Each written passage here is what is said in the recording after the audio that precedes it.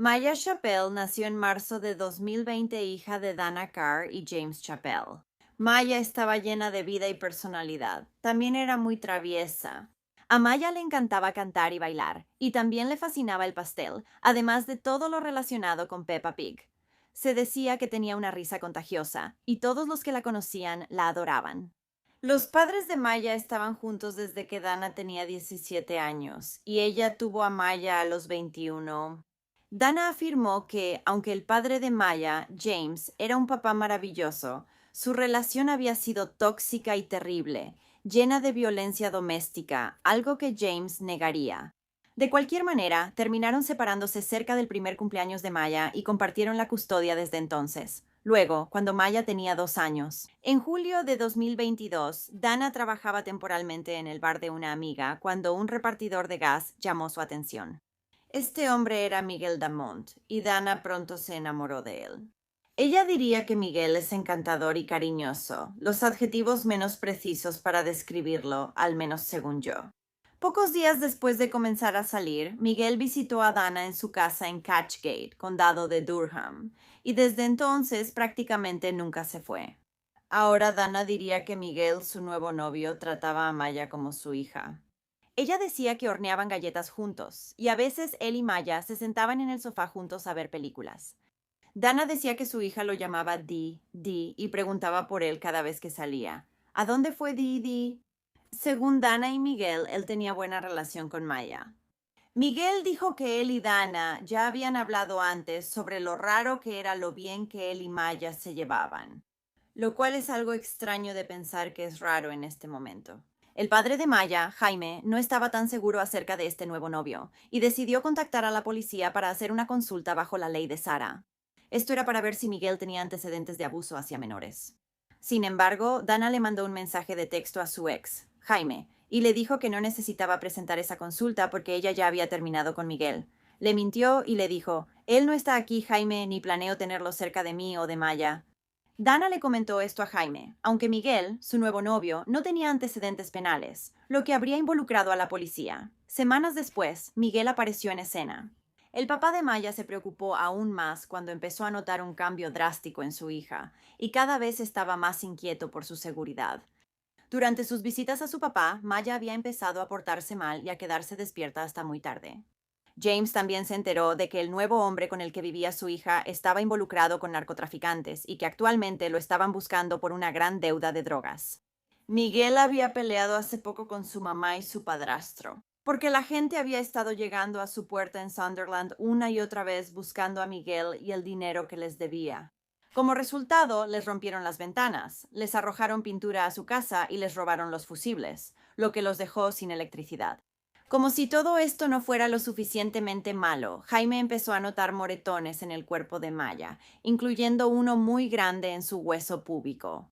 Después de ver estos moretones en su pequeña por primera vez, Jaime le mandó un mensaje de texto a su ex, Dana, y le preguntó qué demonios había pasado. Pero ella siempre tenía una excusa tras otra, incluyendo que Maya simplemente se golpeaba con cosas frecuentemente. Ahora, Dana trabajaba y Miguel no, así que él era quien se quedaba en casa con Maya durante el día mientras Dana estaba en el trabajo. De hecho, ella trabajaba como coordinadora de cuidados, organizando servicios para personas mayores en Stockton.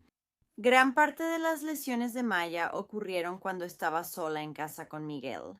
Cuando Dana le preguntaba qué le había pasado a su hija, Miguel siempre inventaba excusas que ella creía una y otra vez.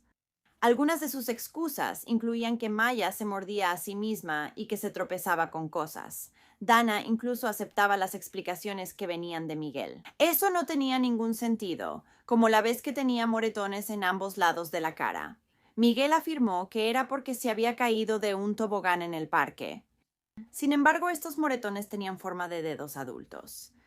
La pareja también había sacado a Maya de su nueva guardería, a la que solo había asistido 2 días, porque querían evitar preguntas sobre todas sus lesiones.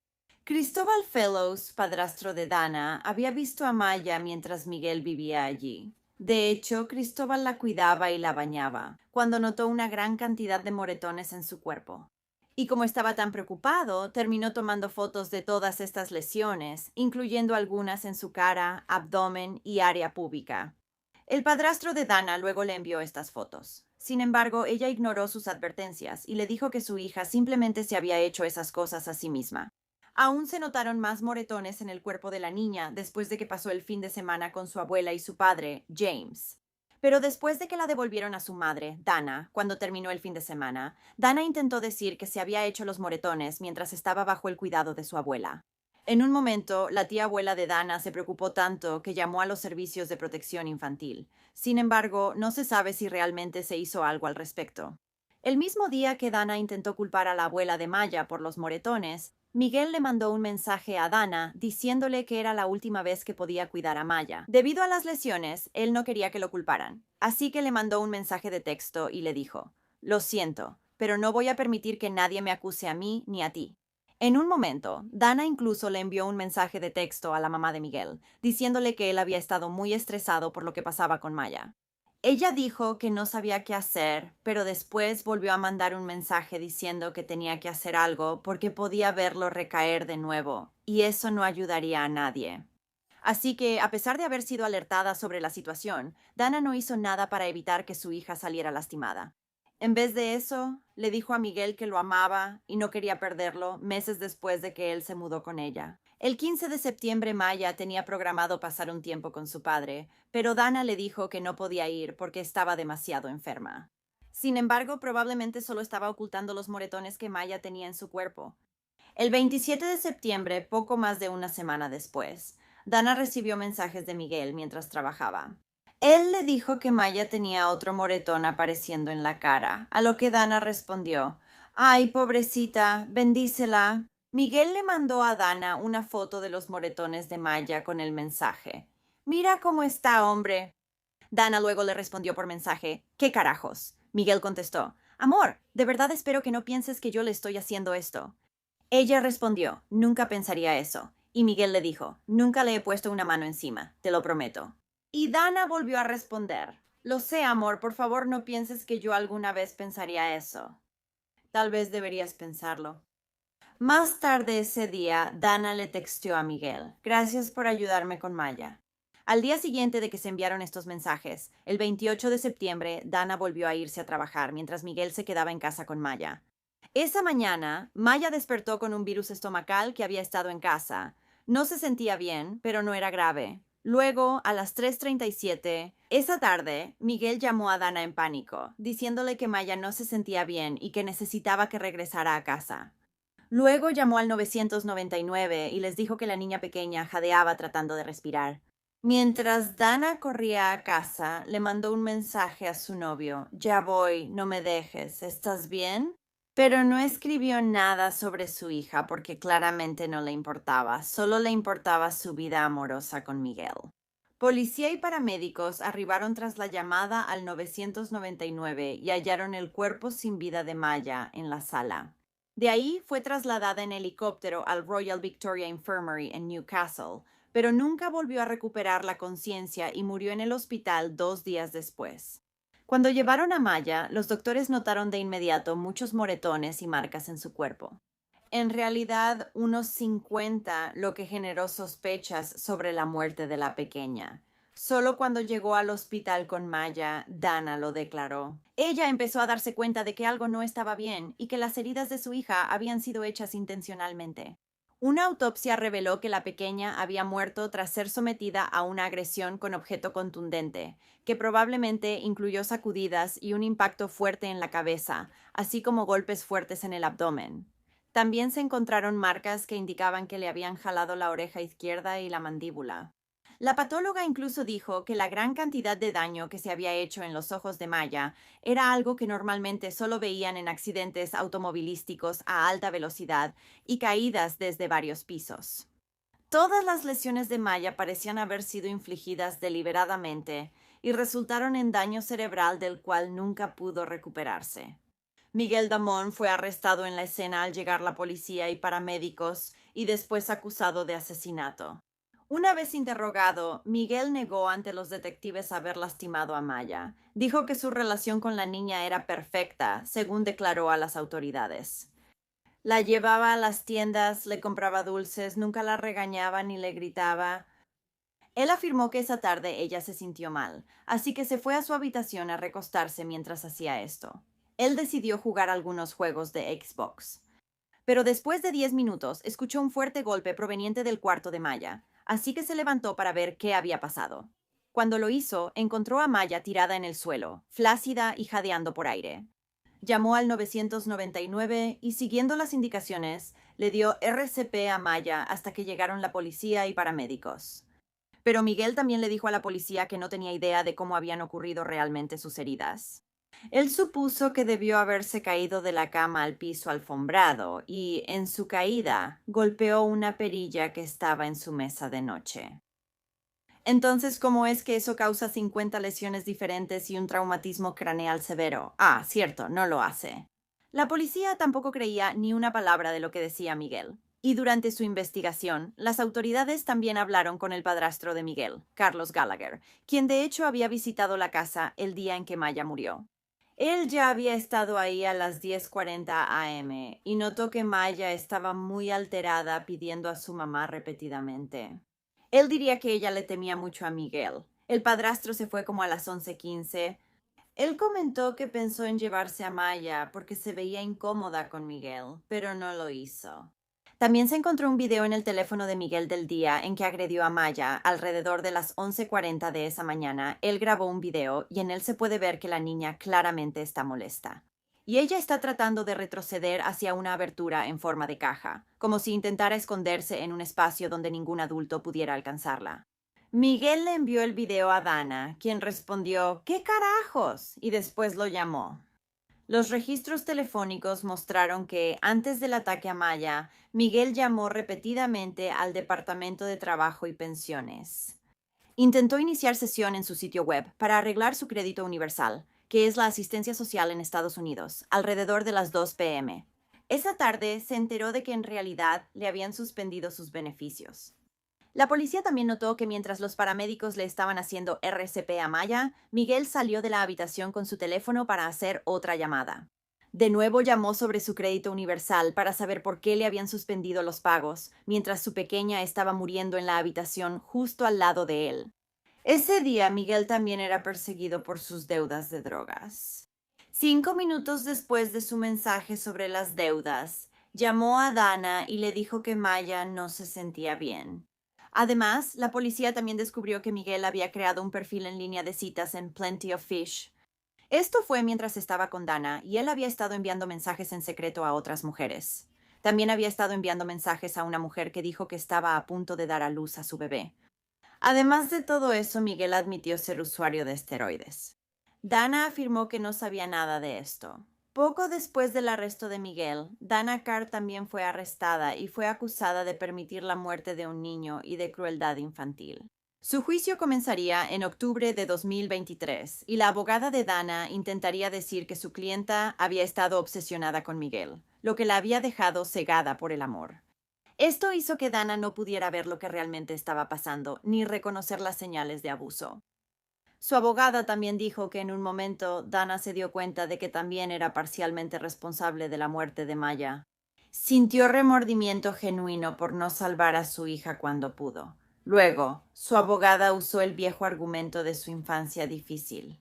Y debido a las profundas dificultades en su propia crianza, Dana no estaba preparada para lidiar con una hija ni con el tipo de relación en la que se encontraba. Lo cual es una tontería, una completa tontería.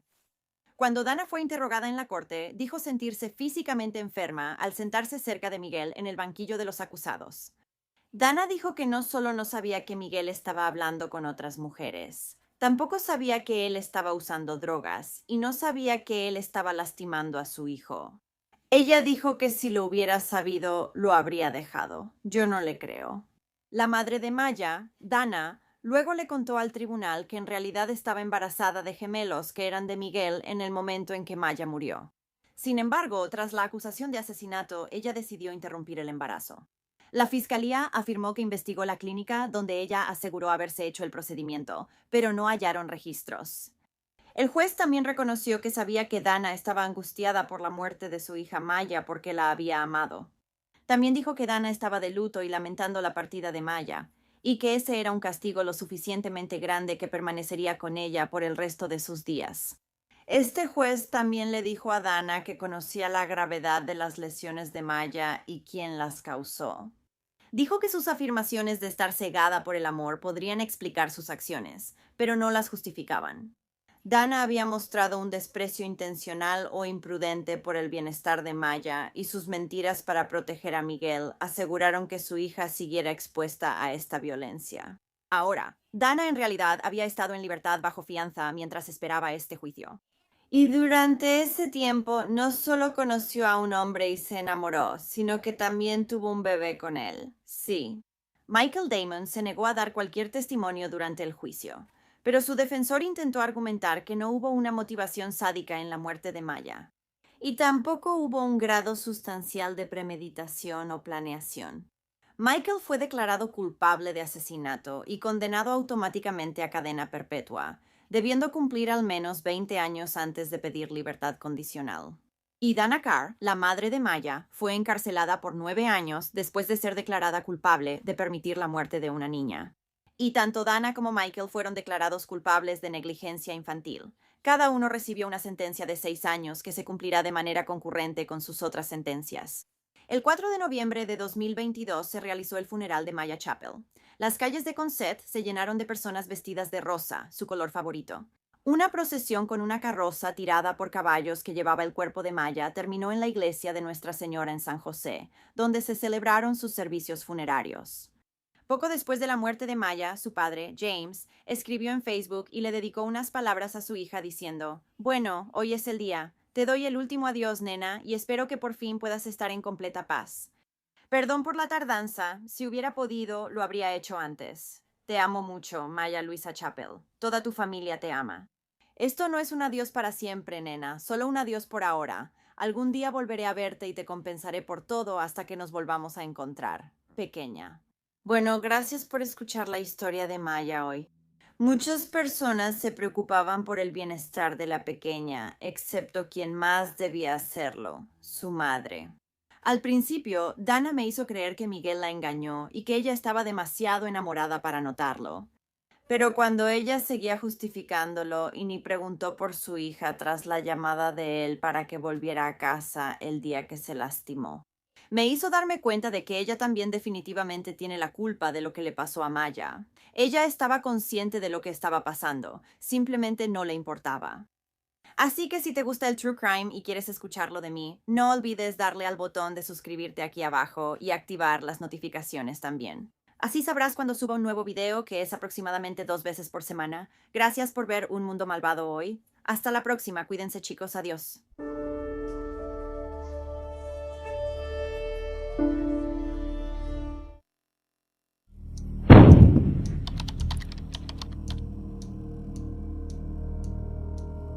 Leland James Corkill nació el 21 de diciembre de 2019 en Whitehaven, Cumbria, Inglaterra, hijo de Laura Corkill.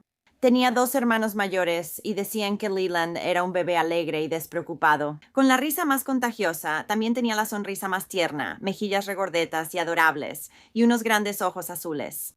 Después de que Leland James nació en el Hospital West Cumberland, le informaron a su madre que no podría llevarlo a casa. A las 48 horas de nacido, Leland quedó bajo cuidado de servicios sociales. Los servicios sociales de Cumbria informaron a Laura Corkill 3 veces antes del nacimiento de Leland que planeaban quitarle la custodia, porque pensaban que ella no podía satisfacer las necesidades del bebé. Laura dijo que nunca le habían dicho esto y que ni siquiera recibió ningún documento hasta el día en que realmente le quitaron a Leland. Ahora la razón por la que los servicios sociales le quitaron a Leland a su madre fue porque años antes también le habían quitado a sus hijos mayores.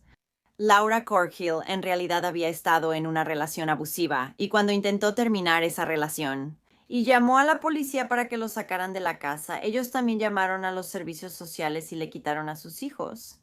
Esto llevó a Laura Corkill a un terrible estado mental, y en algunos momentos ni siquiera quería existir. Pero luego quedó embarazada de Leland y decidió empezar de nuevo. Laura estaba emocionada de ser mamá otra vez, y en ese momento no tenía pareja. Ahora, unos meses antes del nacimiento de Leland, una trabajadora social fue a la casa de Laura Corkhill para revisar dónde viviría el bebé, y quedó impresionada con todos los preparativos que Laura había hecho para su nuevo pequeño. Incluso le elogió el cuarto de bebé que había preparado. La agente continuó tranquilizando a Laura, diciéndole que no creía que hubiera ninguna razón para que le quitaran a su nuevo bebé, ya que todo parecía estar en orden.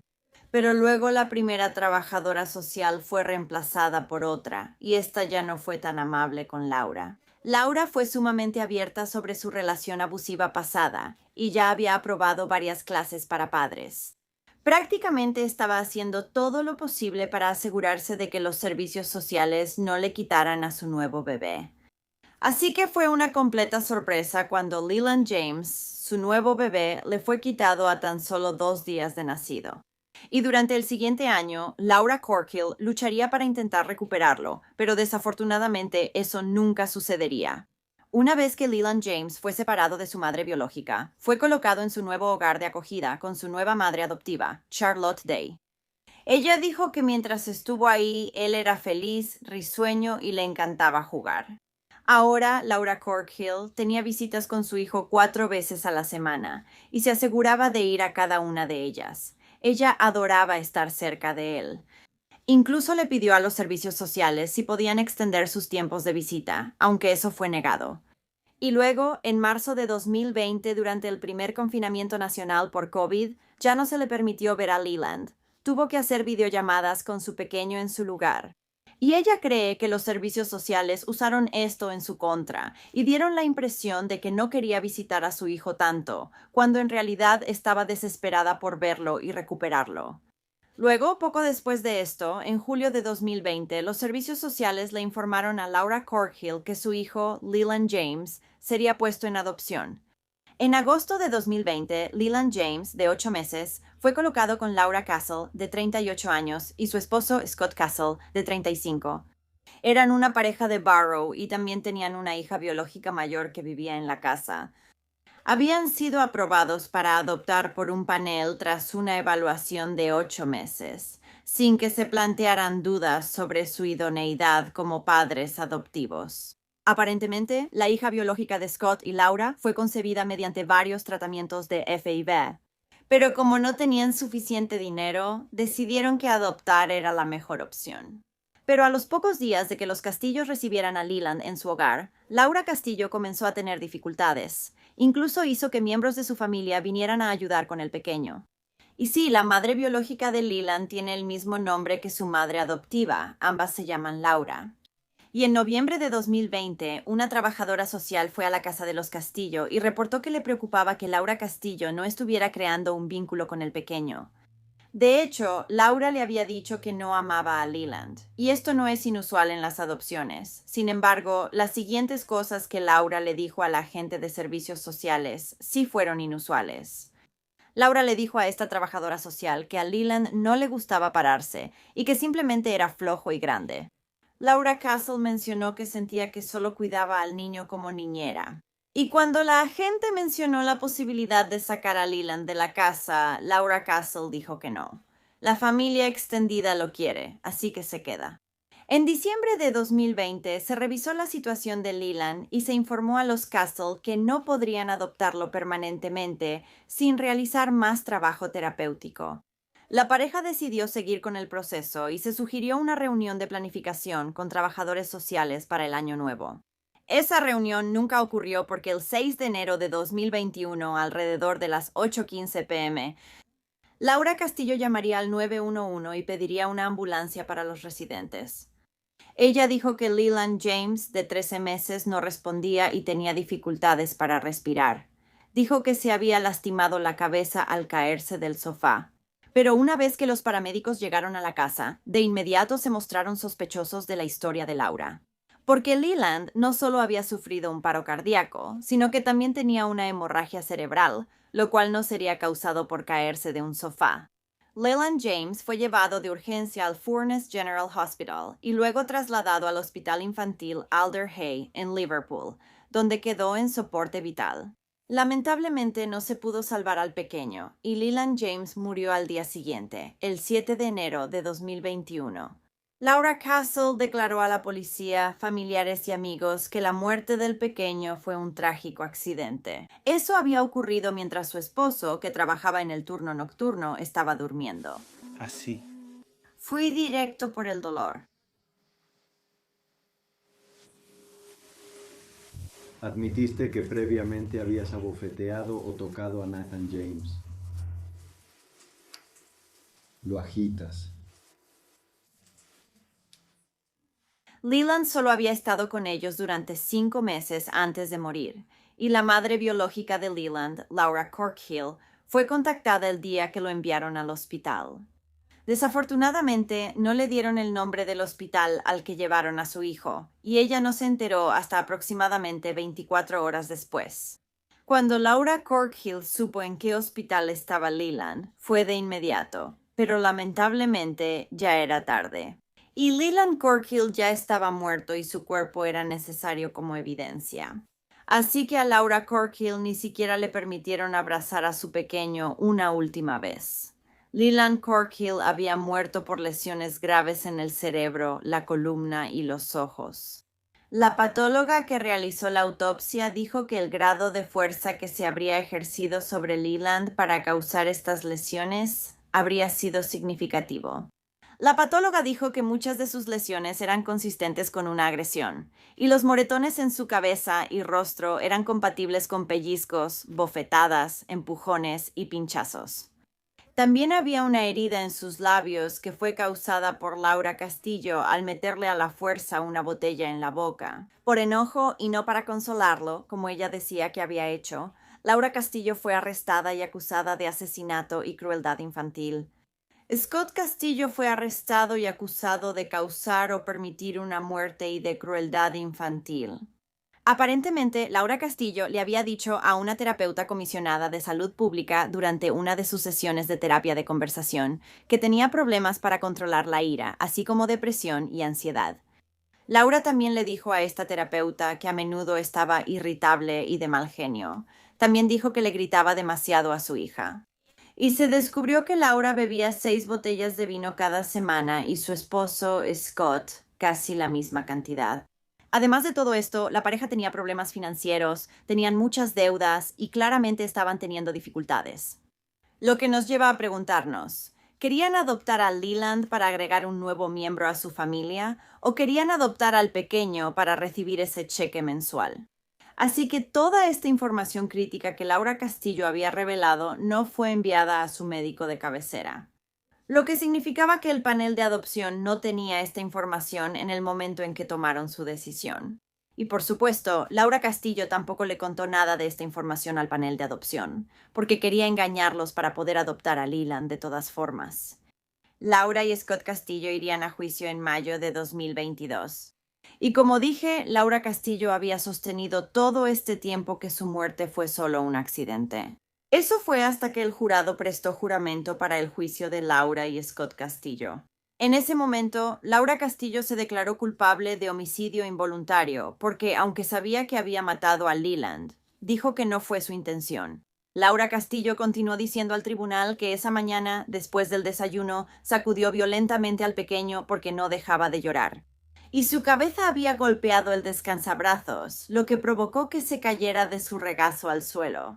Sin embargo, los expertos médicos dijeron al tribunal que el grado de fuerza necesario para causar sus lesiones habría sido severo y no habría sido provocado por una caída en el descansabrazos o por caerse del sofá.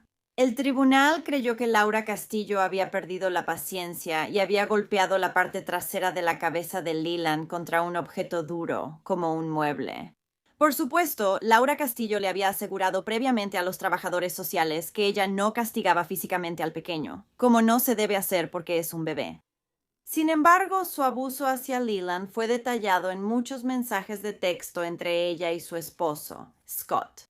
En un mensaje de texto, Laura Castillo se refiere a Leland como un verdadero idiota, un imbécil y un tonto.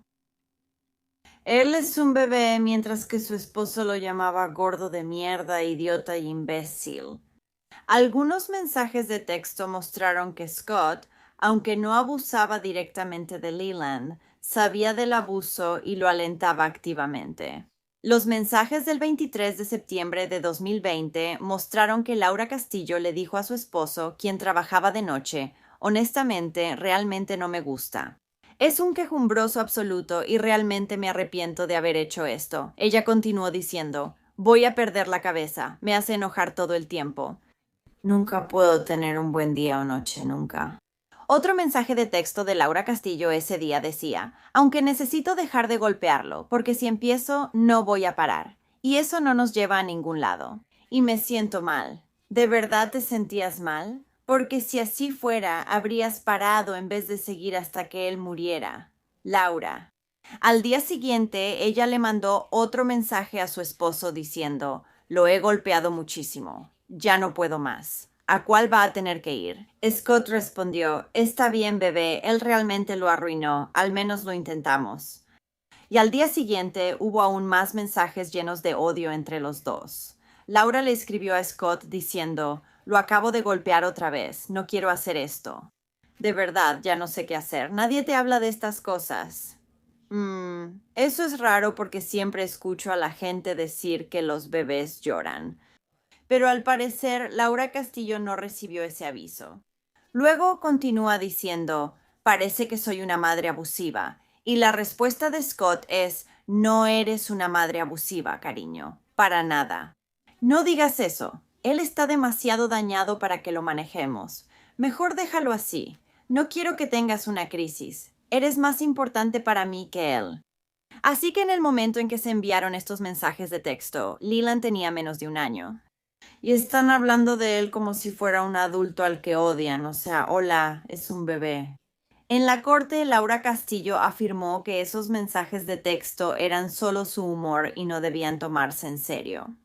Durante el juicio, la vecina de los Castillo, señora Lloyd, testificó.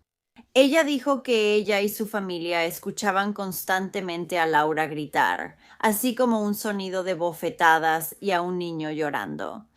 Y otra vecina dijo que había escuchado a Laura Castillo gritar incontables veces, y agregó que la mayoría de las veces solo eran groserías. Escuchabas las cosas más horribles, y la frecuencia de los ruidos solo aumentó hasta la muerte de Leland. Cuando la fiscal preguntó a la señora Lloyd si contactó a las autoridades tras escuchar esto, respondió: no, y eso no me deja tranquila. Cuando le preguntaron por qué no, dijo que no quería tener una situación incómoda entre ella y los Castles. Y la hija de la señora Lloyd, Ellie, también testificó. Dijo que a menudo escuchaba a Laura Castle gritar durante entre 5 y 10 minutos seguidos. Dijo que 2 días antes de que Leland muriera, el 4 de enero escuchó a Laura Castle gritando y chillando, además de arrojar juguetes. Y el día en que Leland resultó herido, el 6 de enero dijo que escuchó un golpe muy fuerte, como si algo hubiera caído al suelo. ¿Y Charlotte Day? Leland, la anterior madre de acogida de James, quien lo había cuidado desde que tenía solo 2 días de nacido, dijo que ella y su familia estaban absolutamente devastados. También agregó que no está segura de si siquiera quiere seguir siendo madre de acogida porque ya no sabe si puede confiar en los padres adoptivos. También le dijo al tribunal que Leland era un niño contento y feliz, que además amaba jugar, que lo cargaran y que lo abrazaran, lo cual contrastaba fuertemente con lo que Laura Castillo había dicho. Ella afirmó que Leland era quejumbroso, lloraba todo el tiempo y rechazaba el afecto. Quizá él rechazaba tu afecto porque sabía que eras un monstruo. Aquí hay videos de Leland en la casa de Laura Castillo, donde ella lo manda a callar.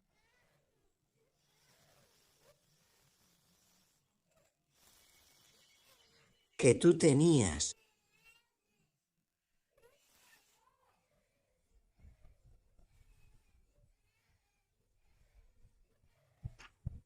Te estás poniendo toda acalorada. Tú que tú tenías.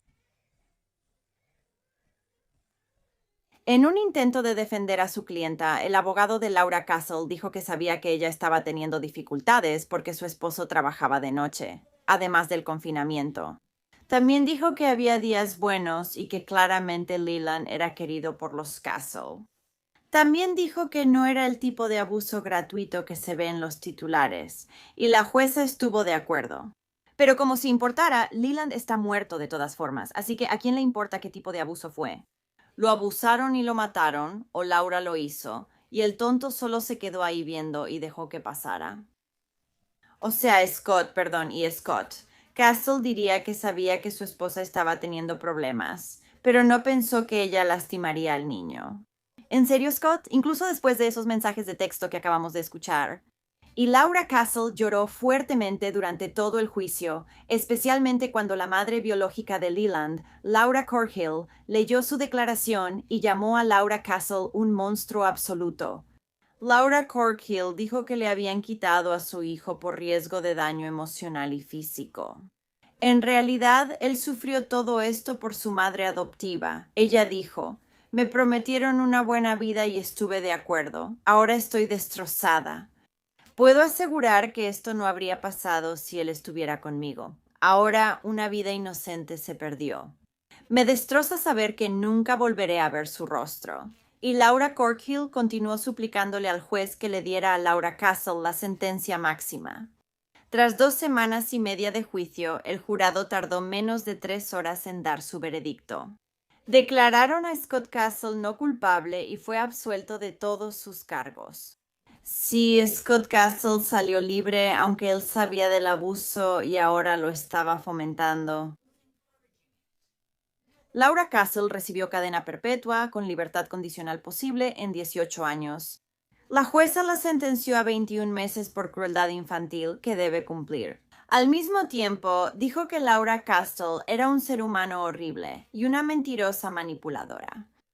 Aún se desconoce qué le ocurrió exactamente a Leland James el 6 de enero, ya que Laura Castle minimizó seriamente la violencia que se le había infligido al pequeño. Y aparentemente, mientras está en prisión, Laura Castle ha sido aislada y marginada, pero solo ella tiene la culpa de eso. Aunque no lo crean, tras la muerte de Leland, los servicios sociales aún intentaron actuar. Querían cremar a Leland y trataron de escribir su elogio fúnebre. Esta vez, su madre biológica, Laura Cornhill, luchó más. Dijo: "Intentaron controlarme totalmente, pero no funcionó. Quisieron que olvidara que soy madre, pero eso nadie me lo quita". Y Laura Cornhill dijo sobre él: "Leland James amaba los besos y los abrazos, y siempre se dormía en mis brazos. Mi hijo Leland James Cornhill era un niño feliz, siempre con una sonrisa brillante que iluminaba mis días, incluso los más difíciles. Él es mi rayo de sol. Mi hijo Leland James me visita en mis sueños. Siempre estará a mi lado, seguro para siempre ahora, dentro de mi corazón". Gracias por escuchar la historia de Leland James hoy. Este caso es frustrante y creo que nunca debieron separarlo de su madre biológica. Para empezar, ella había cambiado su vida completamente desde la persona que era hace años, y parecía estar haciendo todo bien. ¿Por qué no solo los separaron de ella, sino que también intentaron darlo en adopción? No tiene sentido para mí, y esto también me recuerda al caso que hice sobre Bubón. Porque su madre, Daniela, también cambió su vida, pero fue ignorada continuamente hasta que ya era demasiado tarde y su hijo estaba muerto. Y hablando de Boo, de hecho he estado en contacto con su madre, Daniela, y he estado tratando de hacer todo lo que puedo para ayudarla. Porque ella no ha recibido justicia, nadie ha sido castigado por su muerte, y en Nochebuena se cumplirán 4 años desde que Boo murió. Y he estado enviando correos electrónicos, mensajes y llamando al gobernador de New Hampshire, el gobernador Chris Sununu, solo para ser ignorada. Si quieres ayudar a Daniel a buscar justicia para Boo, estaba pensando que si un montón de personas empiezan a escribirle al gobernador Sununu, entonces no podrá ignorar a todos.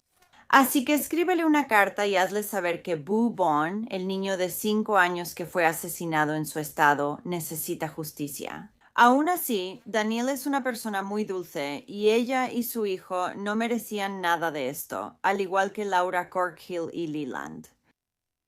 Así que si te gusta el True Crime y quieres escucharlo de mí, no olvides darle al botón de suscribirte aquí abajo y activar tus notificaciones también. Así sabrás cuando suba un nuevo video 2 o 3 veces por semana. Gracias por ver Un Mundo Malvado. Hasta la próxima, cuídense, adiós.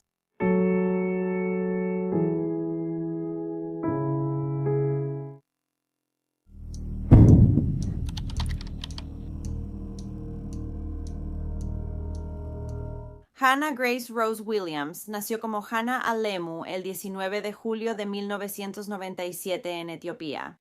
Ella y su hermano menor sordo, Emmanuel, fueron abandonados por sus padres biológicos cuando eran niños y desde entonces vivían en un lugar de adopción, el Orfanato Católico Advocates International en Etiopía, llamado Kidain Merit.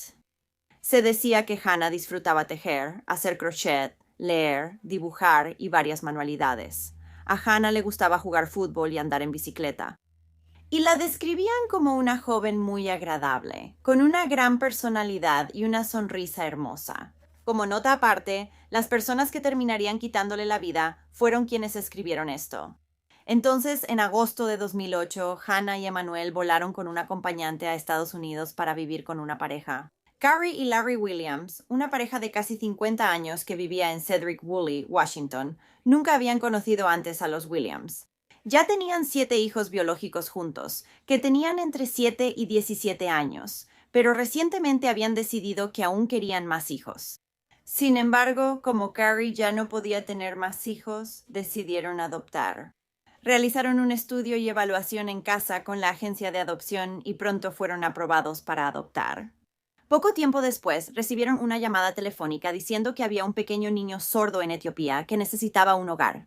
Como Carrie sabía lenguaje de señas americano, creyeron que sería buena combinación. Y después de aceptar adoptar a Emmanuel, vieron un video de 60 segundos de su hermana Hannah y decidieron que también querían adoptarla. Por eso mi comentario es un poco emotivo. Ella viene. ¿Cuántos años tienes? ¿Tienes 10 años? ¿En qué grado vas en la escuela? 37, bien. ¿Te gusta estudiar? Ahora, la familia Williams vivía de manera diferente a la mayoría en su casa, que estaba bastante aislada. Se permitía muy poca televisión o internet. Educaban en casa a sus 7 hijos y socializaban poco. Los Williams también eran cristianos fundamentalistas devotos, que con los años se volvieron aún más estrictos en sus creencias. Larry incluso daba sermones en el patio trasero en ese momento, y Carrie había pasado de usar pantalones a solo usar faldas y vestidos. Ella tampoco creía que las mujeres debieran usar trajes de baño ni, imagínate, votar. Por sus creencias religiosas, la pareja consideraba adecuado el castigo corporal para sus hijos. Ahora, si la agencia de adopción hubiera sabido que así castigaban a sus hijos, no les habrían permitido adoptar a Emmanuel y Hannah, pero no lo sabían. Al principio, todo parecía ir bien para la familia y sus hijos nuevos. Una trabajadora social de la agencia de adopción pasaba de vez en cuando para ver cómo iban las cosas. Emmanuel había aprendido a comunicarse en señas con sus nuevos hermanos, y Hannah había estado leyendo libros, y su favorito era La pequeña casa en la pradera. Hannah pasó de pesar 77 libras, que era bajo peso al llegar a Estados Unidos, a 105 libras 6 meses después. Tras 6 meses viviendo con la familia, se finalizó el proceso de adopción. Esto significaba que los trabajadores sociales ya no irían a la casa para revisar a Emmanuel y Hannah. Y eso también significaba que no solo los 2 hermanos empezarían a ser tratados de manera diferente a los otros niños, sino que pasarían por un infierno. Amigos y vecinos empezaron a notar que Hannah a menudo era excluida de las actividades con la familia, y si salía a caminar con ellos, se quedaba rezagada. Si los niños estaban jugando en la entrada, ella se quedaba a un lado de la entrada. Y Carrie había empezado a quejarse con amigos y conocidos de que Hannah era rebelde y no le hacía caso. También le molestaba que Hannah hubiera comenzado su periodo poco después de llegar a Estados Unidos, y dijo que esperaba adoptar a una niña y no a una mujer adulta. Ella sabía que tenía 11 años, así que tiene otras hijas. Debió haber esperado eso. No sé qué estaba buscando. Cuando otros recomendaron eso, tal vez Carrie. Llama a la agencia de adopción y ve si pueden ayudarla con Hannah, dijo. No se la deseo a nadie. La vida de Hannah pronto se volvió una sucesión de castigos diarios y más severos. La obligaron a dormir en un granero a más de 24 metros de la casa principal. Luego, dormir en el granero pronto se convirtió en dormir en un cuarto de ducha oscuro y cerrado con llave, y finalmente obligaron a Hannah a dormir en un armario cerrado de 1.20 por 60 centímetros. Aquí es donde Hannah pasaría gran parte de los últimos 6 meses de su vida, a veces confinada hasta por 24 horas seguidas. Mientras sus padres ponían sermones bíblicos y música religiosa a todo volumen, Carrie testificaría después que solo era por un máximo de 10 horas, no 24. Eso no lo hace mucho mejor ahora. Hannah era portadora de hepatitis B, y una vez, mientras tenía su periodo, los Williams la acusaron de untar su sangre menstrual en las paredes del baño. Así que la obligaron a usar un baño portátil afuera, detrás del granero, que solo se limpiaba 1 o 2 veces al año. Y también obligaban a Hannah a bañarse en el patio delantero, bajo el agua fría de la manguera del jardín, a la vista de toda la familia. También hubo ocasiones en las que la familia no le hablaba en absoluto durante hasta 2 días seguidos. Ahora Emmanuel la tenía un poco mejor que su hermana, pero también era odiado y maltratado por su nueva familia. Si Hannah o Emmanuel actuaban de manera rebelde según los términos de Carrie, cualesquiera que fueran esos términos, entonces se veían obligados a salir afuera, incluso si estaba helando, lloviendo o nevando, y lo que les daba de comer a los niños también era horrible. Serían sobras frías con verduras congeladas encima, o sándwiches que habían sido mojados a propósito en agua. Y los castigos solo empeoraron a partir de ahí. Carrie en realidad había inventado bastantes razones ridículas para castigar a Hannah. Si Hannah discutía con Carrie sobre la ropa que ella le elegía, lo cual probablemente haría porque quiere hacerlo por sí misma. Tiene 12 años, entonces Carrie la castigaba dejándola usar solo una toalla y a veces también obligándola a ir descalza. Y el hermoso cabello trenzado de Hannah, del que estaba tan orgullosa, Carrie se lo rapó. Lo hizo 3 veces, una de esas veces fue porque cortó el pasto demasiado corto. Hannah y su hermano tampoco tenían permitido participar en cumpleaños ni en Navidad. A veces incluso los hacían sentarse afuera mientras la familia celebraba con sus hijos biológicos. Y tanto Hannah como Emmanuel también recibían nalgadas regularmente, con cinturones, un palo largo de pegamento y un trozo de tubo delgado de plástico. Ahora, los hijos biológicos de la pareja a veces también recibían nalgadas, pero nada comparado con lo que recibían Emmanuel y Hannah. Carrie castigaba a los niños por razones aún más ridículas. Esto incluía equivocarse en la tarea, pararse en el lugar equivocado y tomar comida a escondidas porque ella a menudo les negaba la comida. ¿Y quién no lo haría? Emmanuel finalmente fue obligado a dormir en el baño, al igual que su hermana. Y no mucho después de haber llegado a la casa de los Williams, Emmanuel empezó a mojar la cama, probablemente porque tenía miedo de las cosas que habían empezado a suceder. Pero los Williams pensaban que lo hacía a propósito y lo obligaban a levantarse de inmediato, salir y bañarse con el agua helada que salía de la manguera del jardín. Y Emmanuel, al ser sordo, era castigado por no escuchar las vibraciones de los pasos de los Williams en el piso cuando caminaban hacia él. Sí. Por esto a menudo le daban latigazos en las plantas de los pies, y por otros errores que Carrie consideraba, le daban latigazos en otras partes del cuerpo. Una vez, durante una celebración familiar, Larry golpeó a Emmanuel tan fuerte en la cabeza que empezó a sangrar y la sangre le corría por la cara. Larry, en vez de disculparse, lo puso afuera en el frío y le dijo a la familia que no se comunicara con él en lengua de señas. Y cuando la familia iba a la iglesia, otro feligrés, que también era sordo como Emmanuel, intentaba hablar a solas con el niño para preguntarle cómo estaba. Pero cada vez que estaba a punto de hacerlo, Carrie o Larry se lo llevaban rápidamente. Incluso la familia hizo esfuerzos para cambiar la edad de Hannah. Pensaron que podrían echarla cuando cumpliera 18 años, y luego Carrie dijo que simplemente podía entrenar a Emmanuel para que fuera obediente. Él sería más fácil que Hannah, y cuando alguien le preguntó a Carrie cómo sobreviviría Hannah, ella dijo, no es mi problema. Y todo este castigo sin sentido y cruel continuaría para Hannah hasta el 11 de mayo de 2011. Ese día, Carrie mandó a Hannah afuera, y Hannah solo llevaba puesta una camiseta y unos pantalones de chándal cortados. Y estaba lloviznando. Y con una temperatura de alrededor de 7 grados centígrados en ese momento, Hannah estaba extremadamente delgada y desnutrida, lo que hacía que se sintiera aún más frío. Afuera. A Hannah la castigaron mandándola afuera ese día, y Carrie le pidió que hiciera saltos de tijera para no enfriarse. Luego, cuando Carrie decidió que ya podía volver y la llamó, Hannah.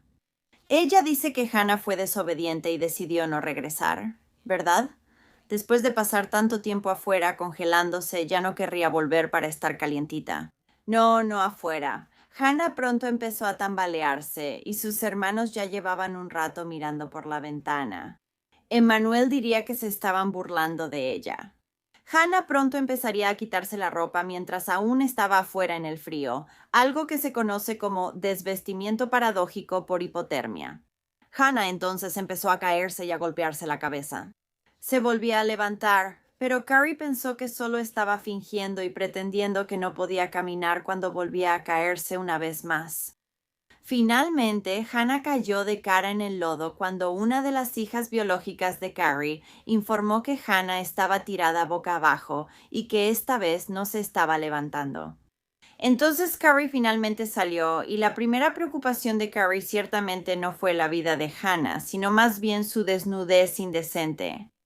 Así que agarró una sábana y la cubrió primero, y luego les pidió a sus 2 hijos adolescentes que la ayudaran a llevar a Hannah adentro.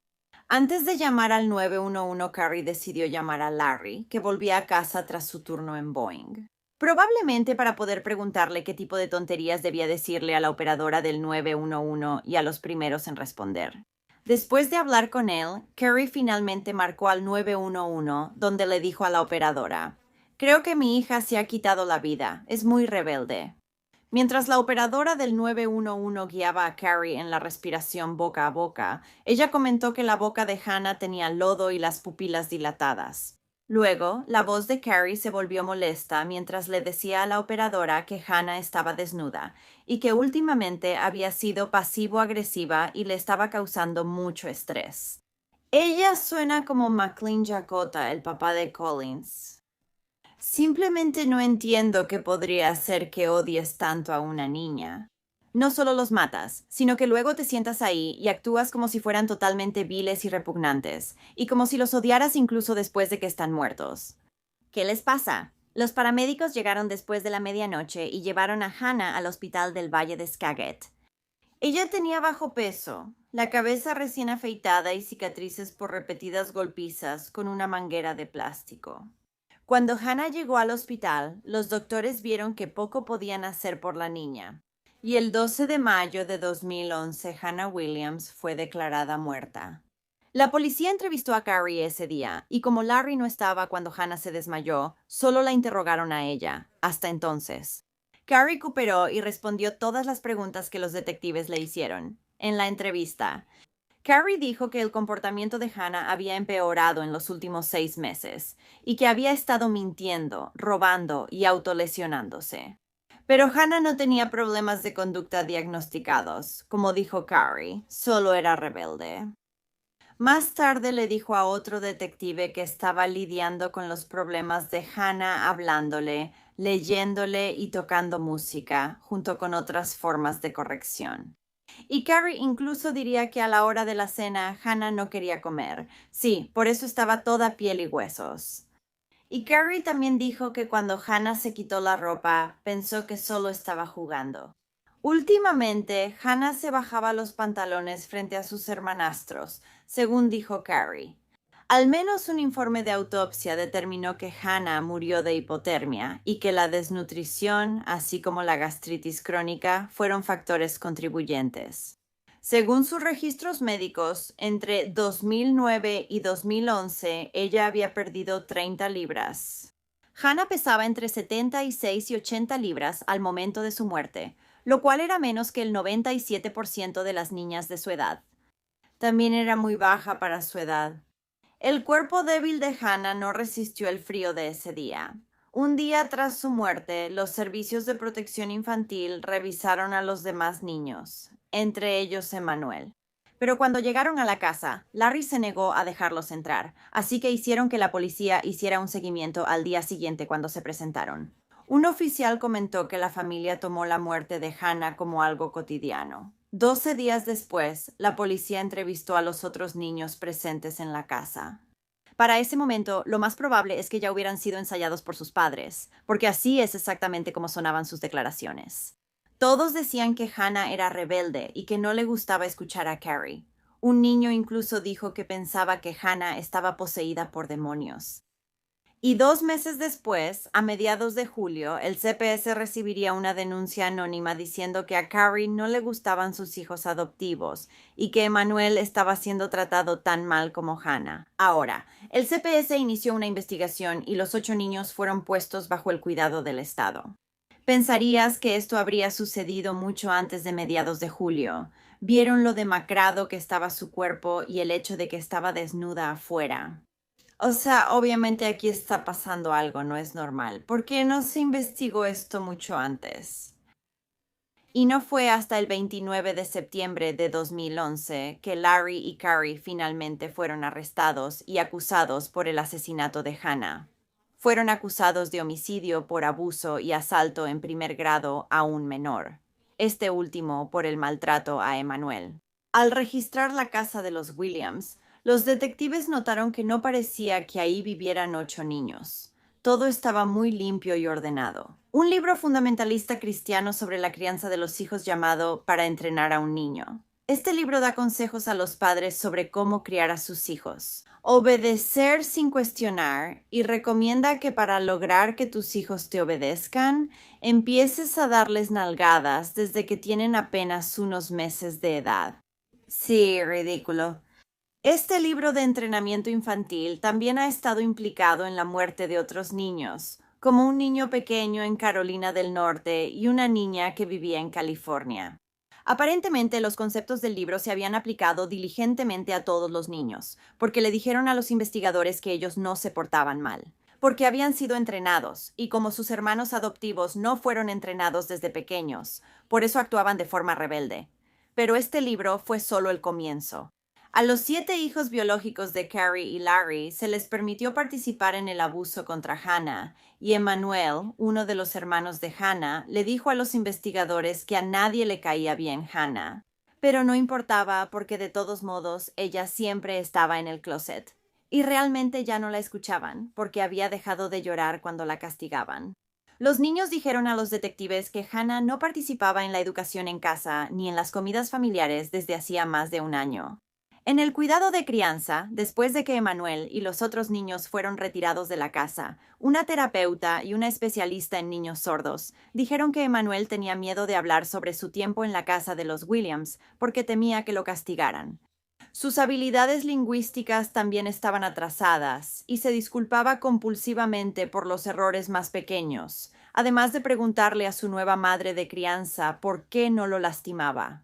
Emmanuel incluso tenía pesadillas sobre tener que regresar a la casa y sabía que él habría sido el siguiente en morir si alguien no hubiera intervenido. Le diagnosticaron trastorno de estrés postraumático. Luego, en noviembre, Larry y Carrie también fueron acusados de homicidio en primer grado por violencia doméstica. Esto significaba que su delito, la muerte de Hannah, formaba parte de un patrón continuo de abuso psicológico, físico o sexual. Ahora, antes del juicio de Carrie y Larry, el cuerpo de Hannah tendría que ser exhumado y los médicos medirían sus dientes para tratar de averiguar qué edad tenía. Su edad era importante porque la pareja había sido acusada de homicidio por abuso, y en el caso de homicidio por abuso, el niño debe tener 16 años o menos. Los registros de adopción dicen que Hannah tenía 13 años, pero los Williams y su abogada estaban tratando de decir que ella era mayor que eso. 2 dentistas examinaron los dientes de Hannah y se determinó que, al momento de su muerte, Hannah tenía 16 años o menos. Así que los cargos se mantuvieron. El juicio de Carrie y Larry Williams comenzaría en julio de 2013. Una de las primeras personas en testificar sería el hermanito de Hannah, Emmanuel.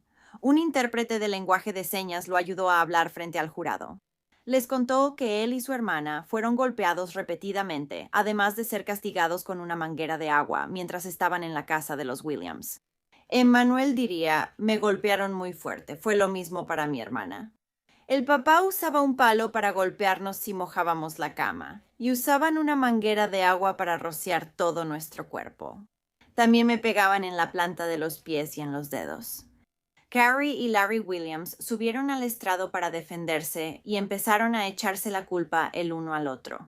Carrie mantuvo su historia original de que le pidió a Hannah que entrara, pero luego Hannah empezó a tirarse al suelo.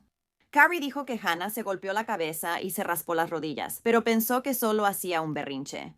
Carrie habló sobre cómo le puso una sábana a Hannah después de que se desmayó, porque la modestia es importante para su familia. Y Carrie le dijo al tribunal que creía que Hannah se había hecho esto a sí misma por accidente. Y también dijo que, como no era el hombre ni la cabeza de la familia, no era responsable de lo que había sucedido en la casa.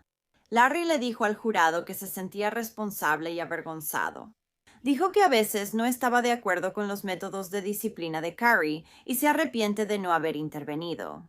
Dijo que como trabajaba muchas horas en Boeing, no sabía todo lo que pasaba dentro de la casa. Pero con solo mirar a Hannah se habría dado cuenta de que no la estaban alimentando. Y estoy segura de que él estaba en casa para, no sé, Navidad y otras celebraciones cuando a ella y a su hermano los echaban afuera. Así que no me lo creo. La abogada de Larry dijo que Carrie debería ser la que pasara décadas en la cárcel porque ella fue la principal responsable de todo el maltrato a Hannah y Emmanuel. La nueva madre adoptiva de Emmanuel también subió al estrado y dijo que cuando recibió al pequeño, él estaba extremadamente delgado y cubierto de rasguños. El 9 de septiembre, 7 semanas tras iniciar el juicio, Carrie y Larry fueron hallados culpables de casi todos los cargos: asalto en primer grado a Emmanuel, homicidio involuntario de Hannah y, para Carrie, homicidio por abuso. El 29 de octubre de 2013, Larry fue sentenciado a 28 años de prisión y Carrie a 37 años después de la muerte de Hannah. La agencia de adopción que había colocado a ella y a su hermano con la familia Williams hizo algunos cambios. Y sus procedimientos de informes posteriores a la colocación ahora durarán 1 año en lugar de solo 6 meses. Ahora también se entrevistará a los adoptados lejos de los padres adoptivos, y las familias deben aceptar contractualmente que, si no se presentan los informes posteriores a la adopción, la agencia de adopción puede llamar a CPS o a la policía. La agencia de adopción que los envió a la casa Williams tuvo suspendidas temporalmente sus adopciones etíopes en 2012 por preocupaciones de abuso. Emmanuel ahora vive con una madre adoptiva afroamericana sorda. Sus habilidades en lengua de señas han mejorado mucho y parece más feliz que nunca. Después de la sentencia de Carrie y Larry, el Centro Comunitario Etíope esperaba instalar una lápida para Hannah, donde solo había habido un marcador temporal. En octubre, la comunidad, tras meses siguiendo el juicio y años enfrentando los problemas, supo que no podía hacerlo. 2 años tras la muerte de Hannah, los Williams encargaron una lápida, pero en ella figura 1994 como año de nacimiento 3 años antes que en su certificado de defunción. Como los Williams iban a apelar, este grabado fue una manera de cambiar póstumamente la edad de Hannah de 13 a 16 años, tal como lo había argumentado la abogada defensora de los Williams, para invalidar el cargo más grave. Y presentaron a Hannah no como víctima, sino como adolescente problemática. Es repugnante que hicieran eso cuando la niña ya está muerta. Están tratando de librar a su familia en vez de preocuparse por esta niña que fue asesinada. ¡Qué bonito! Los servicios funerarios de Hannah Williams fueron el miércoles 18 de mayo de 2011 en la capilla Lemley en Cedral Woolley. Luego fue enterrada en el cementerio Unión de Cedral Woolley. Bueno, gracias por escuchar toda la historia de Hannah hoy. No entiendo por qué estas personas o monstruos querían adoptar a 2 niños más cuando ya tenían 7 propios. Y solo para golpearlos brutalmente. Hannah parecía una niña dulce, que potencialmente podría haber tenido un mejor futuro para ella aquí en Estados Unidos. Pero eso le fue arrebatado por esos animales. Y me alegra mucho que su hermano Emmanuel haya salido y ahora esté feliz. Pero, ¿y si los servicios de protección infantil hubieran esperado más tiempo para sacarlo de la casa? Hoy podría estar contándoles sobre 2 homicidios en lugar de solo 1. Ojalá él tenga una gran vida, porque sé que Hannah habría querido eso para él. Si te gusta el True Crime y quieres escucharme, suscríbete y activa las notificaciones para saber cuándo subo contenido. Subo videos 2 o 3 veces por semana. Gracias por ver un mundo malvado. Hasta la próxima, cuídense. Adiós.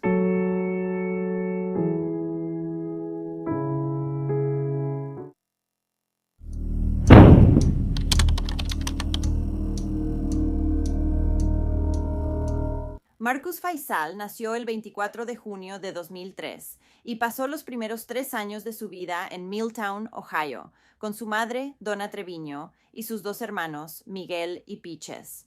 Marcus era descrito como un niño increíble que amaba las flores, Bob el constructor y hacer burbujas.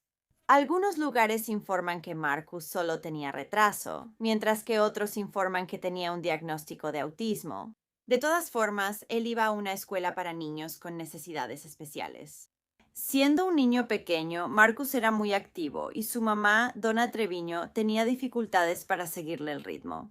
Una vecina decía que a menudo veía a Donna afuera o en el pasillo, llorando de agotamiento y frustración. La policía conocía esta casa porque recibían llamadas frecuentes. Donna era víctima de violencia doméstica por parte de su novio. Durante estas visitas, los oficiales de policía notaron que el lugar estaba infestado de pulgas y apestaba a heces.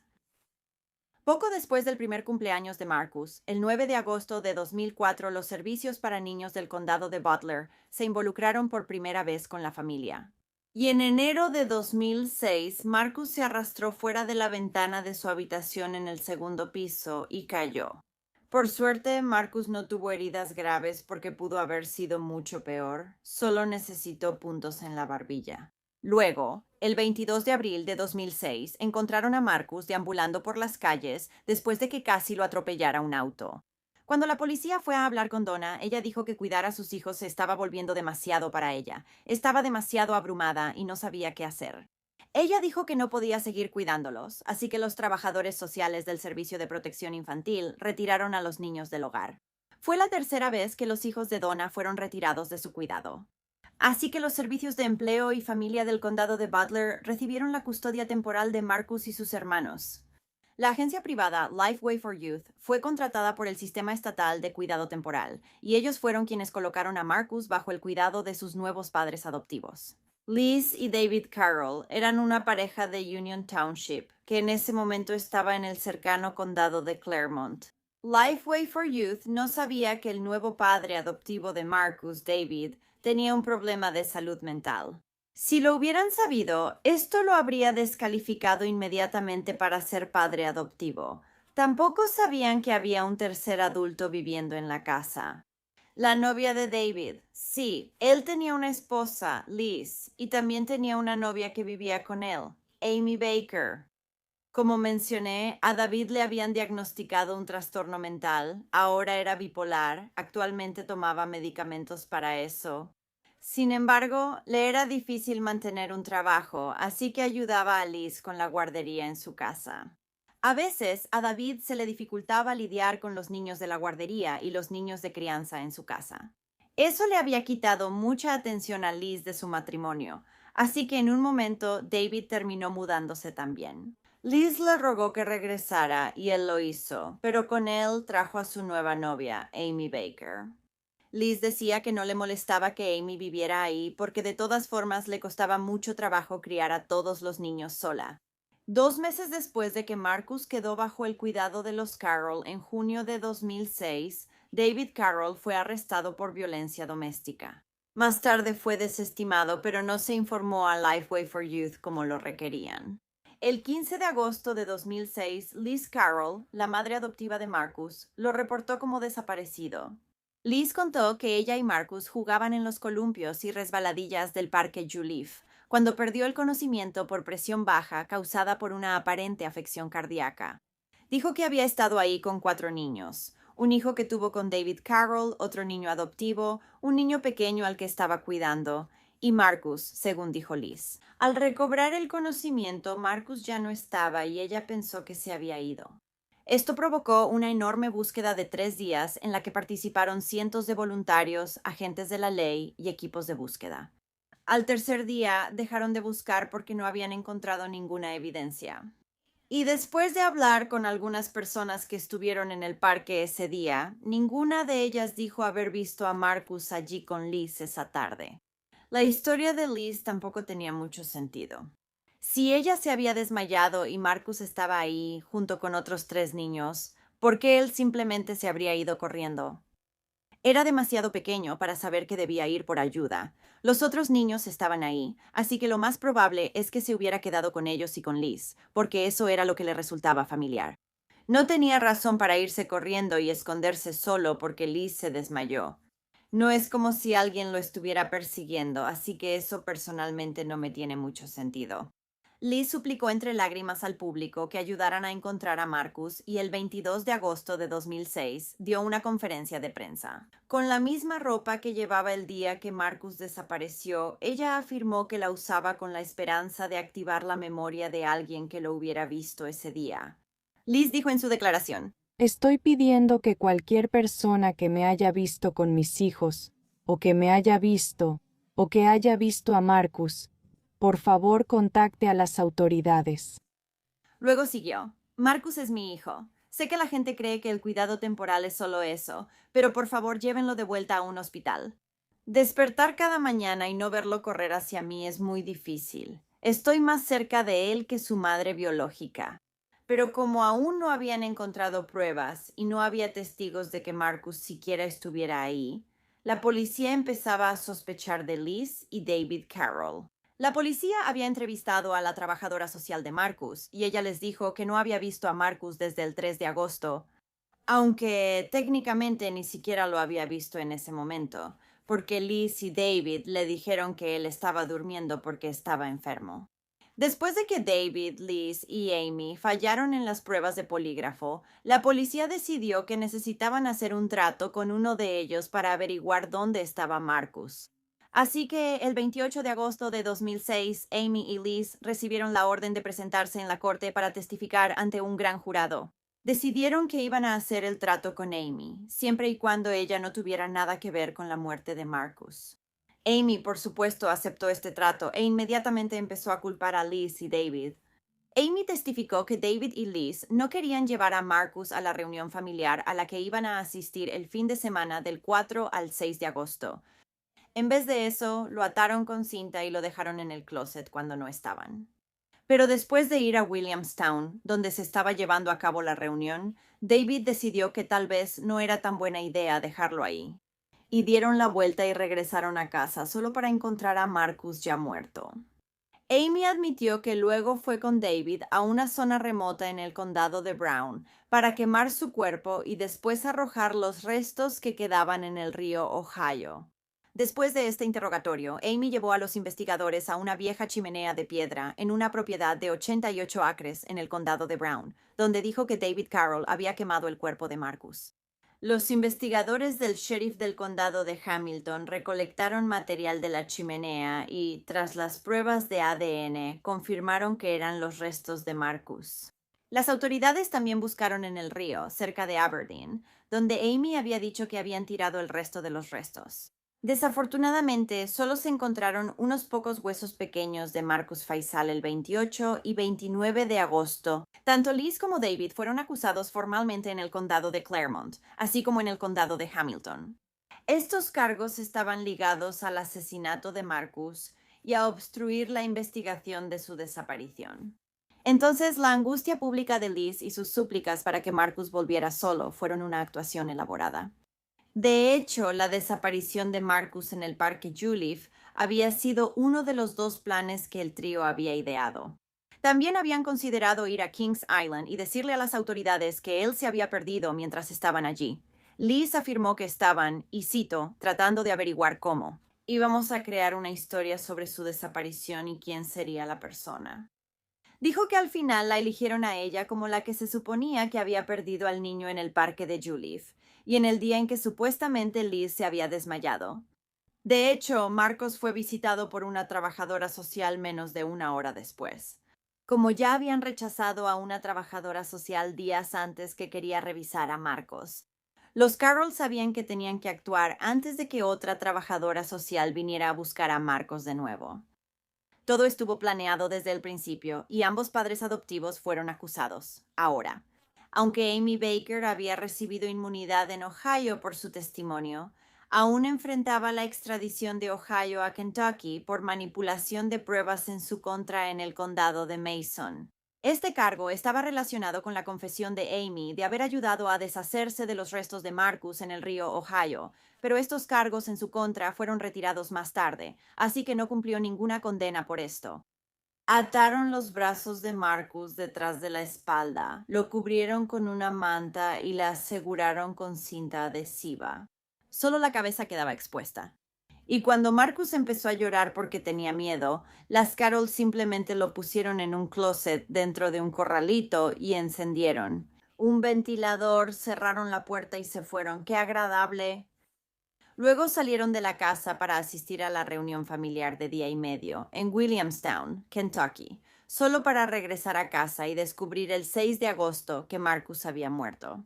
A Marcus también lo habían dejado sin comida ni agua en el closet. Eso alcanzó entre 105 y 110 grados Fahrenheit, que son 41 a 43 grados Celsius. Las autoridades creyeron que él había muerto por el calor, en lugar de por deshidratación o inanición. Liz le había dicho al gran jurado que fue idea de Amy poner a Marcus en el armario de esta manera. Luego testificó ante el gran jurado que Amy y su esposo le habían dicho que Marcus estaba muerto y que los dos sacaron el cuerpo de la casa. Más tarde, Amy le dijo a Liz que habían quemado el cuerpo de Marcus. Liz también dijo que David se preguntó, camino a la reunión, si Marcus estaría bien. Pero Amy dijo que él estaría bien y que no se preocupara por eso. También dijo que fue idea de Amy dejarlo en el corralito.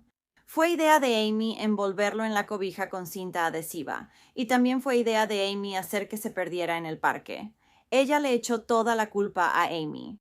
Liz fue arrestada inmediatamente después de testificar ante el gran jurado. Fue acusada de asesinato, homicidio involuntario, secuestro, asalto con agravantes, poner en peligro a menores y perjurio. Los cargos de perjurio se derivaron de mentirle al gran jurado. Cuando le preguntaron a Liz si Marcus estaba muerto o vivo, ella les dijo, no lo sé, cuando claramente sí lo sabía. Varios días después, el 6 de septiembre de 2006, un gran jurado acusó formalmente a David Carroll de varios cargos.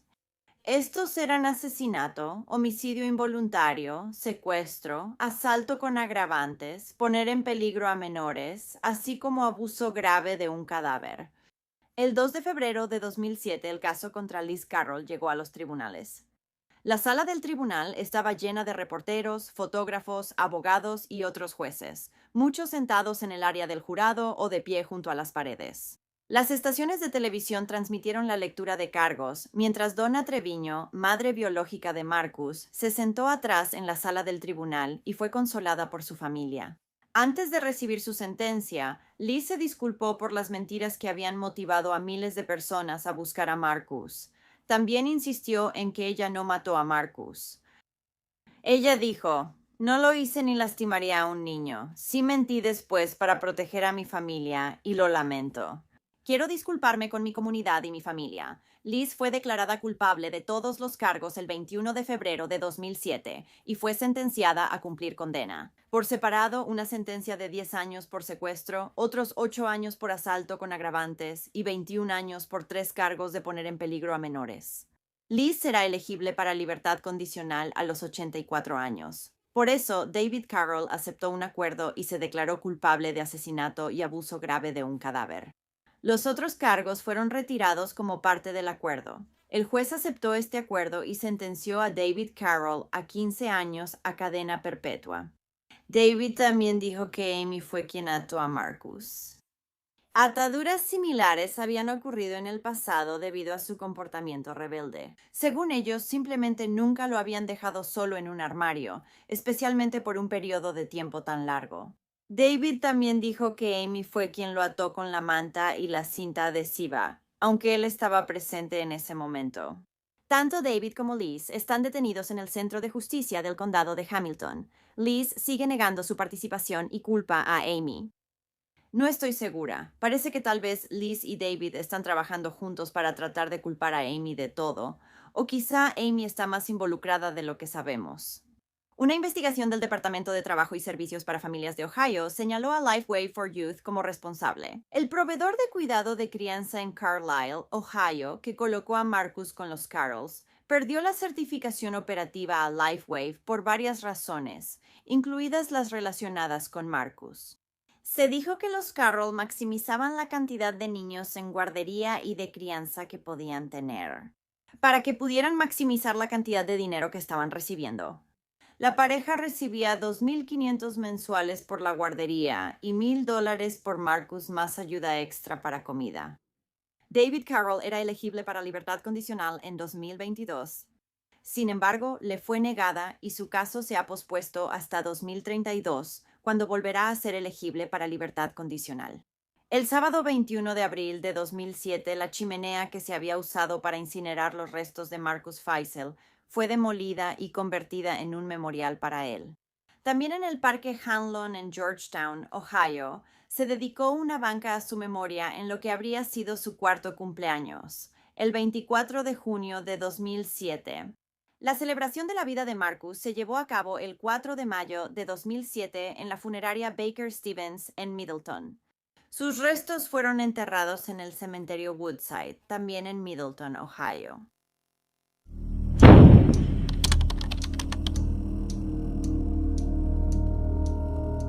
Jalisi Kutriel nació el 5 de diciembre de 2016. Su papá se llama Ted Kutriel y su mamá es Amanda Ari. Jalisi tenía un hermoso cabello rubio y ojos azules, y era una niña muy feliz, dulce e inteligente. Su color favorito era el morado, y no podía esperar para ir a la escuela en unos años. Se decía que Jalisi era muy empática y podía animar a cualquiera que estuviera teniendo un mal día. Jalisi vivió en Waynesboro, Virginia, durante los primeros años de su vida con sus padres. Pero su madre tenía problemas con la metanfetamina y había estado entrando y saliendo de prisión. Durante toda la corta vida de Jalisi, el padre de Jalisi también luchó contra la adicción, aunque no estoy segura de cuál era su droga de preferencia debido a los problemas de adicción de Amanda. Los 3 hijos que tuvo antes de Jalisi ya habían sido retirados de su hogar y colocados con otros miembros de la familia, así que cuando Jalisi tenía 3 años... En abril de 2020, Amanda salió bajo fianza de la cárcel regional de Middle River en Staunton, Virginia. Y luego, solo unos meses después, en verano, Amanda fue dada de alta de su grupo intensivo ambulatorio después de que su encargada de casos de abuso de sustancias dijera que no se presentó a ninguna de sus sesiones obligatorias. Así que se revocó la libertad condicional de Amanda, y como no se entregó a las autoridades, se emitió una orden de arresto en su contra. Así que la policía la arrestó de nuevo en octubre de 2020. Amanda dijo que la razón por la que no se entregó fue porque no sabía a dónde iba a ir Jalisi. Servicios Infantiles dijo que Jalisi no podía quedarse en la casa con su padre, así que la sacaron del hogar. Ahora, se dice que esto fue porque Ted tenía problemas de abuso de sustancias y también se alega que su hijo mayor le hizo cosas malas a Jalisi. Y por eso no le permitieron quedarse en la casa, pero eso es lo que se alega. Y Jalisi no pudo irse a vivir con la hermana de Amanda en Covington porque tenía un caso abierto con CPS, o eso fue lo que dijo Amanda. La familia afirmó que podían y querían cuidar de Jalisi, pero eso es lo que piensan. Amanda le dijo a las autoridades que Jalisi no podía irse con ningún miembro de la familia porque tenía miedo de que, una vez que saliera de la cárcel, Jalisi se quedara permanentemente con su familia, igual que sus otros 3 hijos. Así que, en pánico, Amanda llamó a Candy Jo Royer y le preguntó si podía cuidar de Jalisi. Ella era amiga de Amanda y se había ofrecido a cuidar a Jalisi. En el pasado, Candy también tenía una niña de 3 años, así que, con tan poco tiempo para decidir, Amanda pensó que esta sería su mejor opción. Y los servicios de protección infantil aprobaron que Jalisi fuera a vivir con Candy, así que el 20 de octubre de 2020 Jalisi fue enviada a vivir con Candy Jo, ahora Candy. Jo también tenía un novio que vivía con ella llamado Travis Brown. Y se dice que los servicios de protección infantil no sabían que Travis vivía en la casa cuando Jalisi fue enviada a vivir con Candy. Candy en realidad no pudo ir a recoger a la niña de donde estaba porque Candy estaba bajo arresto domiciliario en ese momento. Sí, ella estaba bajo arresto domiciliario por condenas penales previas, y los servicios de protección infantil aún así le permitieron tener la custodia de Jalisi. Ni siquiera creo que investigaron su historial para ver por qué estaba bajo arresto domiciliario. Así que, en su lugar, una trabajadora de los servicios de protección infantil llevó a Jalisi a su nuevo hogar en el 249 de Cattle Scales Road en Waynesboro. El novio con el que vivía Candy, Travis Brown, también tenía un largo historial criminal. Su historial criminal incluía robo, así como delitos violentos como asalto y agresión a un miembro de la familia y estrangulamiento. Aquí es donde la niña iba a vivir.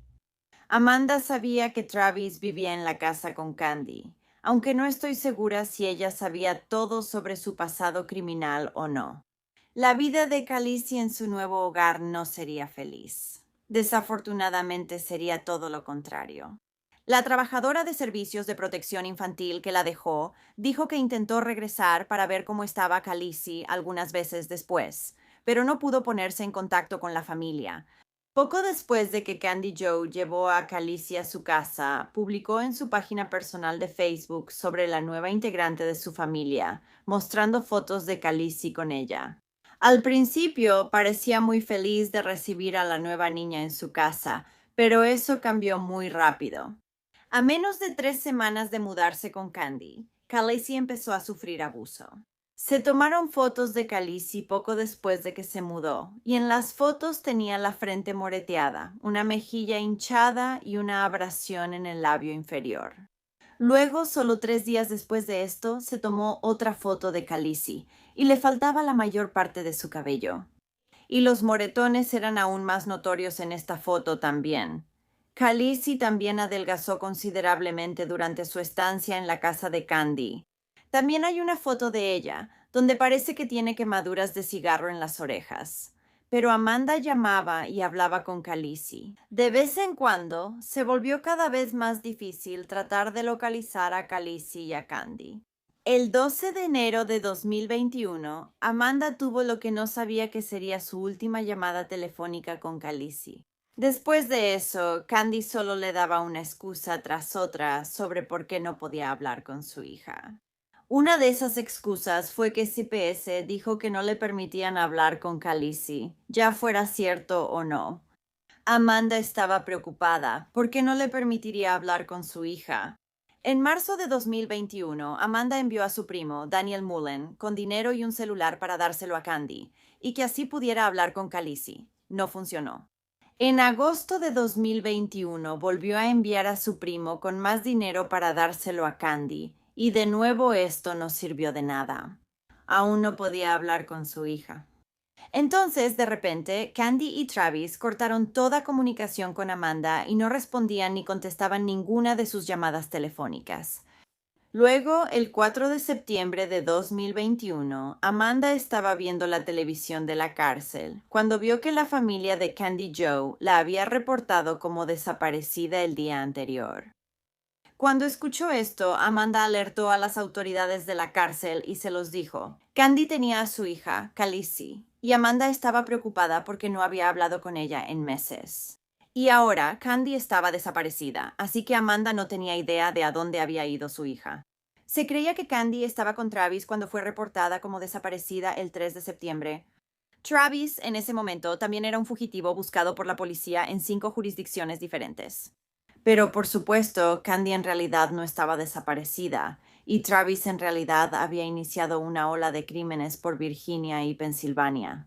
Habían, entre otras cosas, robado un auto y emitido algunos cheques sin fondos. La ley finalmente alcanzó a Candy y Travis. El 12 de septiembre de 2021, la Policía Estatal de Pensilvania y el Servicio de Alguaciles de Estados Unidos arrestaron a Travis y Candy en el Knights Inn en South Greensboro, Pensilvania. Se habían estado escondiendo en el motel y no tenían a Khaleesi ni a su propia hija con ellos. En ese momento, la pareja había dejado a su propia hija con familiares. Tras su captura, la oficina del sheriff del condado de Augusta y la oficina de investigación criminal de la Policía Estatal de Virginia viajaron a Pensilvania para ponerse en contacto y entrevistar a Travis y Candy. Esperaban que si hablaban con ellos lo suficientemente pronto, tal vez aún podrían encontrar a Khaleesi con vida. Inicialmente, durante su largo interrogatorio con la policía, Travis afirmó que una oficial de servicios de protección infantil en un auto del estado había venido aproximadamente 9 meses antes, en enero de 2021, y se había llevado a Khaleesi. Pero la policía ya sabía que lo que Travis les estaba diciendo era pura mentira. Servicios de protección infantil no se había llevado a Khaleesi. Así que ella había estado desaparecida desde enero hasta septiembre antes de que alguien se diera cuenta. Cuando la historia de los servicios de protección infantil falló, Travis dijo a la policía que un amigo suyo recogió a Khaleesi y que no había visto ni escuchado a la pequeña en mucho tiempo. ¿Así que solo se la diste a un amigo cualquiera sin el permiso de su mamá? Eso tampoco suena legal. Finalmente, después de horas de interrogatorio, Travis les dijo a los investigadores que Khaleesi en realidad se había golpeado intencionalmente la cabeza contra el marco de una puerta y se había matado en el proceso. Es lo que hizo, hombre, fue lo que Travis les dijo a los oficiales. También dijo que intentó hacerle RCP a la niña, pero no tuvo éxito. Claro, cómo no, siendo un consumidor empedernido de drogas. Travis luego dijo que después de la muerte de Khaleesi, se desmayó y cuando despertó al día siguiente estaba en pánico y no sabía qué hacer con su cuerpo. Así que la envolvió en una cobija y la tiró a la basura como si no valiera nada. Dijo que no sabía qué más hacer. Y antes, en la misma entrevista, Travis les había dicho a los policías que Khaleesi quería que la golpearan y que actuaba como si estuviera poseída todo el tiempo. También les dijo a los oficiales que una noche bajó a la cocina para agarrar algo de comer y vio a Khaleesi estrangulando a su hija de 3 años. Ah, sí, claro. ¿Qué hacían siquiera fuera de la cama si tienen 3 años? ¿Y bajaste en la noche para sacar un bocadillo del refrigerador o lo que sea? ¿Qué hacían 2 niños de 3 años solos en la cocina, estrangulándose entre ellos? También hizo otras acusaciones extrañas, diciéndoles a los oficiales que Khaleesi era sexualmente consciente, que se masturbaba con frecuencia, que era propensa a caerse todo el tiempo y que era marginada. Tiene 4 años. Travis incluso tuvo el descaro de decirle a las autoridades que él había hecho todo lo que una buena persona cristiana haría por Khaleesi. También dijo que él y Candy habían llamado varias veces a los servicios de protección infantil para intentar que vinieran a llevarse a Khaleesi, porque ella estaba fuera de control en su casa, pero nunca respondieron ni los ayudaron, según él. Más tarde se comprobó que ni él ni Candy habían llamado a los servicios de protección infantil mientras Khaleesi estaba bajo su cuidado. Ni una sola vez, ni siquiera una vez. Pero al final del largo interrogatorio, Travis seguía negando rotundamente haber matado a Khaleesi. Además de los cargos que ya enfrentaban ambos, Candy y Travis fueron acusados cada uno de un cargo grave de abuso y negligencia infantil. Fueron detenidos en la prisión del condado de Westmoreland, donde esperaron sus audiencias judiciales y la extradición de regreso a Virginia para enfrentar numerosos otros cargos. Era el peor de los escenarios. Las autoridades ahora sabían que Khaleesi estaba muerta, pero aún no sabían dónde estaba su cuerpo. Después de enterarse de la muerte de Khaleesi, y debido a la confesión parcial de Travis, la Policía Estatal de Virginia fue a registrar la casa de Candy y Travis. El 20 de septiembre llevaron vehículos de búsqueda y recuperación a Cattlescales Road, en la casa donde se sabía que Khaleesi vivía por última vez. Dentro de la casa, las autoridades encontraron manchas de sangre en la pared y el marco de la puerta, y el ADN coincidía con el de Khaleesi. También había sangre que llegaba hasta casi 2 metros de altura en la pared. La policía también había encontrado un gancho de alambre cuyo mango estaba hecho de cinta adhesiva y había cabello pegado a la cinta. Cuando tomaron ADN de la cinta y del cabello, resultó que el ADN coincidía con Khaleesi y Candy. Durante la búsqueda en la casa, la policía también notó que la perilla de la puerta de la habitación de Khaleesi estaba volteada hacia afuera para que pudiera ser encerrada desde el exterior. En noviembre de 2021, Candy y Travis se declararon culpables de sus cargos menores en un tribunal de Pensilvania. Fueron sentenciados a entre 2 y 12 meses de prisión. En mayo de 2022 se anunció que ambos cuidadores de Khaleesi estaban siendo acusados en relación con su muerte. Travis y Candy habían sido acusados formalmente de cargos de asesinato. Se les acusó de asesinato agravado y grave, ocultamiento ilegal de un cadáver y conspiración para cometer asesinato agravado, abuso infantil y ocultar un cadáver. Travis también fue acusado de abuso y negligencia infantil que resultaron en lesiones graves. El caso de Travis fue a juicio en agosto de 2023.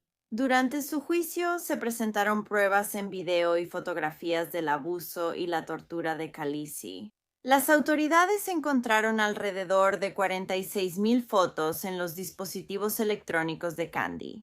Estas fotos mostraban los cortes, quemaduras y moretones de Khaleesi, junto con videos del tormento psicológico que ella sufrió. En otro video que fue grabado solo un mes después de que la pequeña llegara a vivir con la pareja, se ve a Khaleesi mirando solemnemente a Kandi y Travis mientras se les escucha decirle que podrían echarla antes de Navidad. También le decían a la pequeña que nadie la quería, adultos diciéndole eso a una niña. En un video de Khaleesi, grabado el 12 de enero de 2021, que se considera su último día con vida, Kandi es vista regañando verbalmente a la pequeña mientras ella está ahí, asustada, en una regadera seca llena de sus propios excrementos. Y por supuesto, durante su juicio, la abogada de Travis intentaba echarle toda la culpa a Kandi. Cuando una persona está torturando a una niña dentro de una casa, no hay manera de que las otras personas que viven ahí no sepan lo que está pasando. Simplemente no es posible. Así que tanto Kandi como Travis son 100% responsables de lo que le pasó a Khaleesi. En el juicio, una testigo llamada Brittany Southern declaró que tuvo un breve romance con Travis Brown antes de que él se fuera del área con Kandi. Durante el tiempo que estuvieron juntos, Brittany dijo que no sabía que Travis ya tenía una relación, creyendo que Kandi era su ex. Brittany testificó que ella y Travis estaban en el estacionamiento de un Burger King en Verona. Cuando él le hizo una confesión impactante, le dijo que había asesinado a alguien, aunque no le dijo a quién. Brittany contó que Travis usó varias veces su celular para escribir y llamar a Kandi. En un mensaje, Kandi le dijo: «Espero que te pudras en el infierno.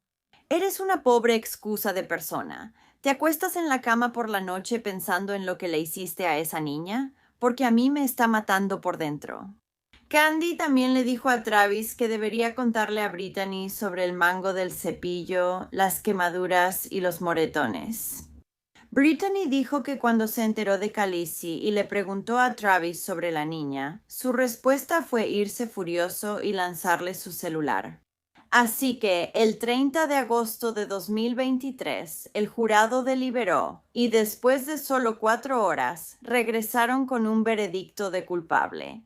Culpable de todos los cargos, que eran homicidio grave, asesinato agravado y abuso infantil.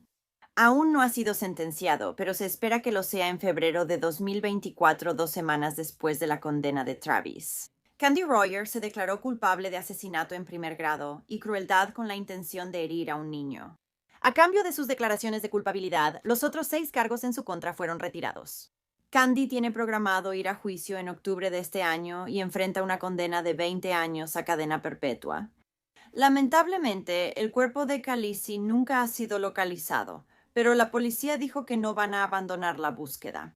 Ellos creen que ella podría estar en un vertedero, el cual, según dijeron, les tomaría alrededor de 4 años buscar completamente.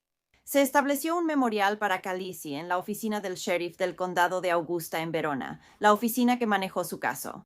Este memorial, que se encuentra afuera de la puerta principal de la oficina del sheriff, es para la familia, amigos y otros miembros de la comunidad para recordar su vida. También hay un memorial que se colocó en Waynesboro para recordar a Khaleesi. En 2021 se hizo una vigilia con velas para Khaleesi en septiembre y se celebró su 4º cumpleaños en diciembre. Ambos eventos fueron organizados por la comunidad para la pequeña que fue olvidada por tantos otros.